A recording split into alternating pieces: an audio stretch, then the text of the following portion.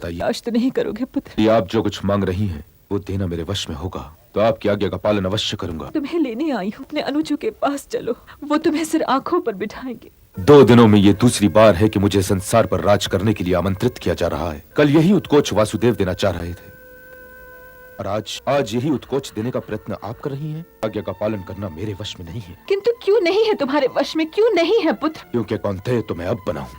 समझिए कि मेरा दूसरा जन्म हुआ है। जो मैं कौंतेय बन गया तो इस सूत पुत्र राधे का ऋण कौन उतारेगा माते?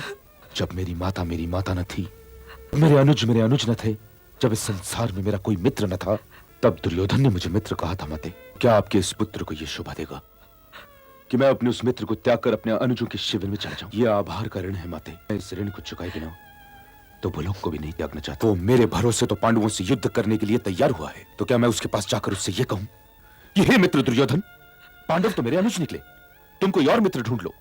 इस सिर पर गुरु परशुराम और एक ब्राह्मण का शाप तो है ही। इंद्रदेव आकर मेरा कवच और मेरा कुंडल मांग ले गए। वासुदेव और आप दोनों ने मुझे निहत्था कर दिया। हे माते, भी मैं दुर्योधन के पक्ष में युद्ध करने के लिए कदाचित उतना ही विवश हूं जितनी विवश आप मुझे त्यागने के लिए थी। परंतु हे माते, आप मुझसे कुछ मांगने आई थी और मैं आपको दे नहीं पाया, इसलिए मैं आपसे क्षमा चाहता हूं। किंतु मैं आपको रीते हाथ नहीं जाने दूंगा। आप 5 पुत्रों की माता हैं और ये तो मेरे, आपके और सूर्यदेव के अतिरिक्त कोई नहीं जानता कि आप 6 पुत्रों की माता हैं। तो हे माता, युद्ध का परिणाम जो भी हो, आपके 5 पुत्र जीते अवश्य रहेंगे।